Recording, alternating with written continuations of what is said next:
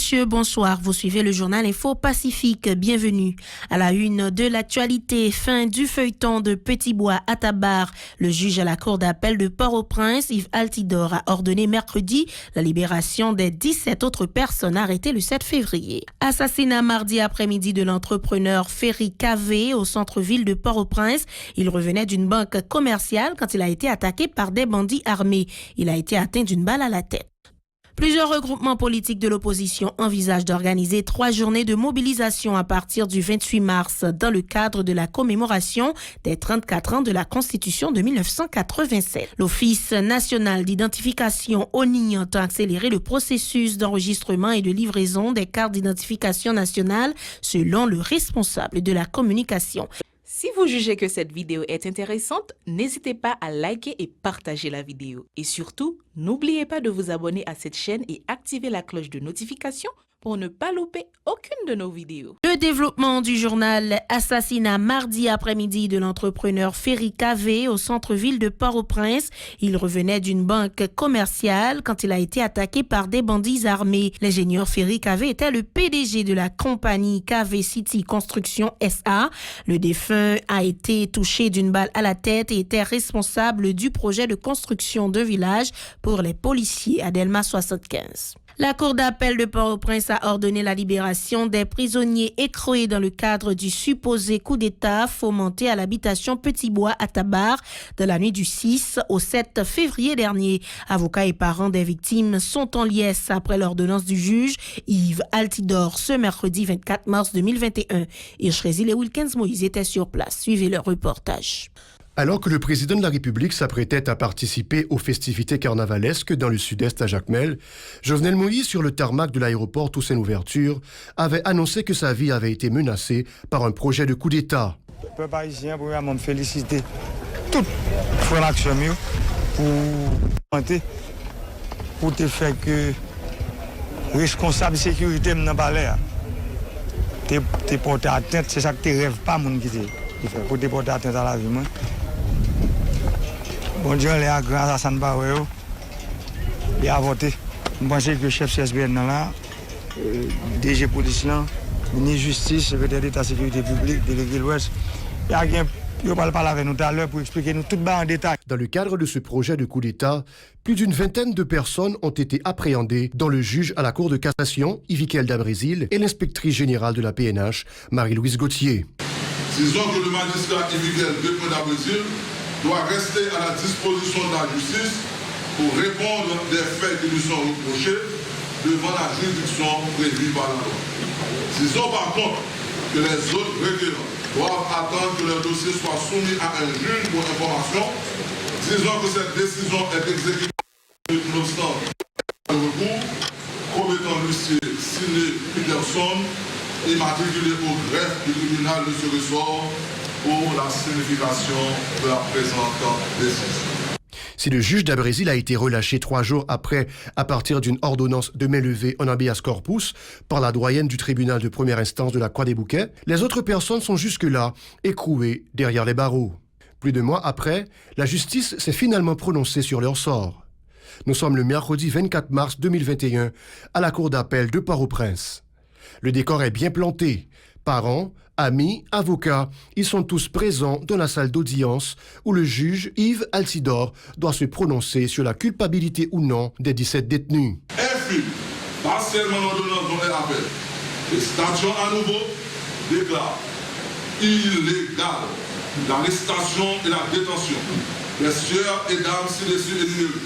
En conséquence, ordonne leur libération immédiate avec exécution sur minute, nonobstant toutes les voies de recours, pouvoir en cassation des fonds de députés. Ce, conformément aux articles 24-2, 26-1, 26-2 de la Constitution en vigueur en Haïti et l'alinéa 4 de l'article 9 du Pacte international relatif aux droits civils et politiques. Après que le juge, dans son verdict, eut ordonné la libération de ses prisonniers, avocats et parents se sont félicités de cette victoire et disent attendre l'exécution de cette ordonnance. La Cour a rendu un arrêt ordonnance historique parce que c'est clair et il n'y a pas eu tentative de coup d'État.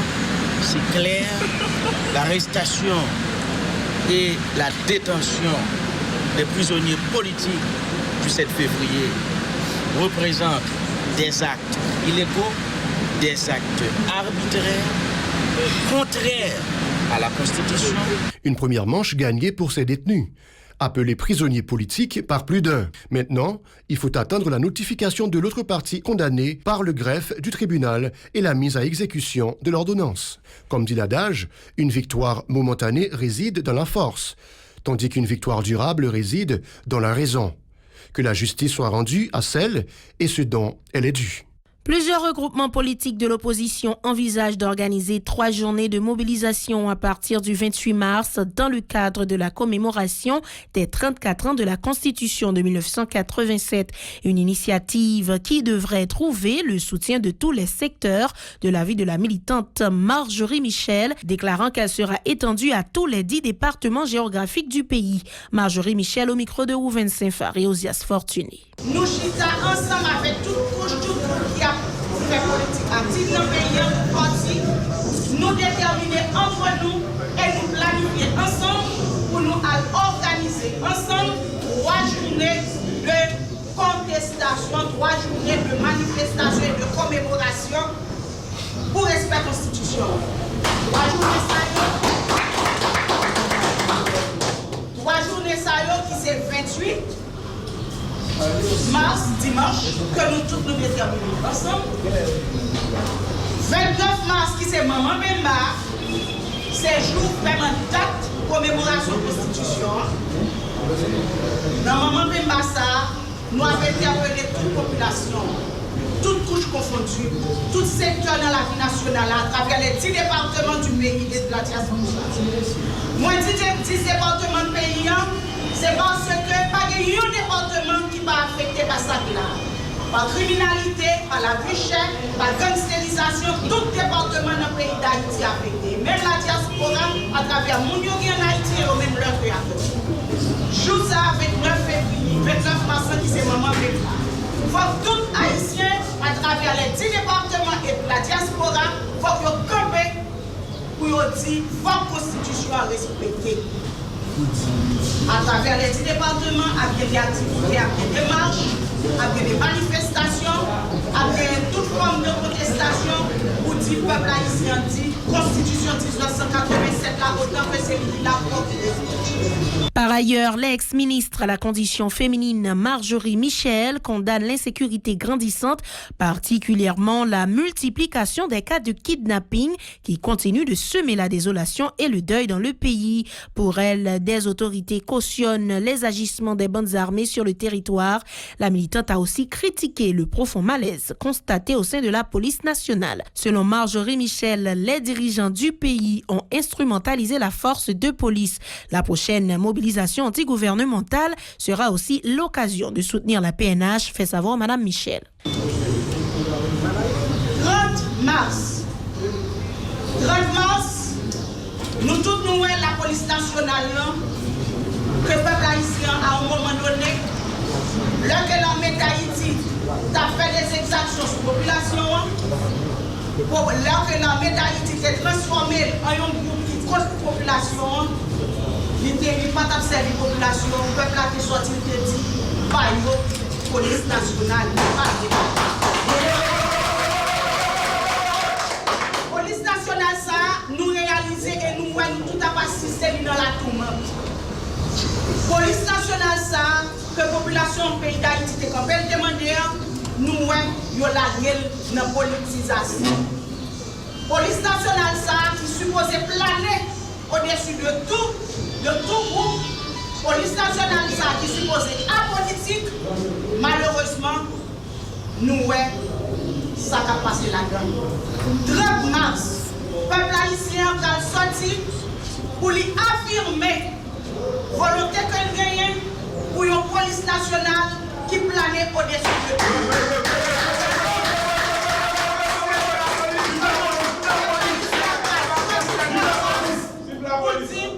Police nationale, ça, lui là pour protéger et servir tout le monde, lui pas là pour protéger et servir tout le monde. L'Office national d'identification entend accélérer le processus d'enregistrement et de livraison des cartes d'identification nationale. Selon le responsable de la communication, Wendy Charles a aussi promis une amélioration de la qualité du service, ajoutant que les bureaux régionaux alimentés en énergie électrique ont pu également bénéficier d'un soutien logistique. Plus loin, M. Charles a annoncé que des agents de l'ONI s'activent à sensibiliser les citoyens en vue de pouvoir remplir cette formalité. Par ailleurs, il a indiqué que le 88-22 a été mis en place afin de recevoir les doléances des contribuables. Wendy Charles était l'invité de Pacifique Matin mercredi. Bien, on communique au NI, mettez-le et ailleurs. On a communiqué ça pour que nous précisions comment on a avancé avec ce processus-là. En premier temps, on a fait deux efforts, non seulement pour que les accélérer le processus d'enregistrement et de livraison, mais tout améliorer ce service-là. Et dans toutes les communales, et dans différents bureaux qu'il y a autour, nous avons fait ça, et en énergie, nous avons fait tout dans le domaine logistique. Et à ce jour, il y a de amélioration du côté et fonctionnement. Maintenant, sur le plan de sensibilisation, qui ça nous fait, nous permettre que nous gagnons d'amélioration du côté dans le genre de service. Le problème qui est gagné, c'est le fait que nous yo par contre côté catégorie donc quantité de monde qui fait carte là mais pour des raisons techniques là il est capable de transférer dans le bureau et maintenant les packages mais ça nous fait nous voyez des SMS sur téléphone parce que lors de l'enregistrement donné mon numéro de téléphone et nous voyons SMS sur le numéro chaque monde qui pour prendre carte pour que nous disions, mais qui côté 4 là, il y a savoir dans quel bureau, mais tout dans quelle boîte et pas 4 là. À ce jour, nous voyons plus que 1 million SMS déjà sur le téléphone. Et nous également fait des appels au robot, ça qui permet que les citoyens les recevront un appel qui dit exactement et numéro ça, il y a un code qui est attribué à elle et mais qui est 4 là et maintenant qui boîte le paquet pour que la prenne. En outre, le directeur de la communication de l'ONI s'est une fois de plus félicité de l'enregistrement de plus de 4 millions de personnes sur leur base de données, des statistiques qui seront acheminées au Conseil électoral et aux autres instances concernées pour la préparation des listes électorales. Près de 3 millions de signes ont été déjà délivrés, selon Wendy Charles, ajoutant que l'ONI œuvre en vue de permettre l'enregistrement des autres membres de la diaspora, à l'instar de ceux évoluant en République dominicaine et aux États-Unis d'Amérique. On l'écoute. En fait, dans le communiqué, à préciser, à date, ONI a enregistré 4 208 491 monde dans la base de données. Et c'est des données que transférées de manière continue et régulière et j'ai communiqué à la BAI CEPA et d'autres instances qui impliquent. Nous distribuons combien? En fait, pas de chiffre de distribution qu'on y a, mais ils sont chiffres qui est dépassé, ça fait longtemps, plus que moitié. Dernière fois, le directeur général a pris la parole dans le cadre de conférence, nous sommes à peu près entre 700 à 800 000 pour que nous te baille. Là-dedans, il y a de cartes bloquées pour vérification parce qu'il y a des problèmes techniques. Donc, largement, il y a presque environ 3 millions là-dedans qui est livré. Maintenant, et jusqu'à juin, et nous comptons enregistrer et distribuer qui quantité comme ça? En fait, c'est pour ONI, nous avons juste dit, et chaque jour, nous sommes capables d'imprimer 50 000 cartes. Nous avons 50 000 cartes par jour. Oui, par 30, il y a X quantité, et oui, quantité de papier. Là, c'est capacité technique ou bien mathématique que et machine ou appareil gagnent. On a essayé au niveau de la diaspora pour ces cartes là déjà qui très long chargé haïtien qui vivent dans la République dominicaine, ils ont déjà commencé ces cartes là et ont déjà commencé à récupérer au niveau des États-Unis tout plus fort état ils ont joint information et équipement matériel et comment c'est ces cartes pour mon yo sur contact avec le fond là-bas comment c'est demander est-ce que vous gagnez carte là parce que déjà gagné 1 millier de cartes et qui fait dans la zone Sahel. Et nous qui avons des missions au Canada, Bermude, Bahamas, nous avons envoyé des missions en Europe, un peu partout. Depuis qu'il y a gagné en quantité haïtienne qui vivent là-dedans, et nous avons gagné ambassadeur des consulats, en même monde ça autour bien droit pour que vous faites code identification nationale par eux. Voilà, madame, monsieur, la fin de ce journal. Merci de l'avoir suivi. Restez des nôtres pour la suite de la programmation.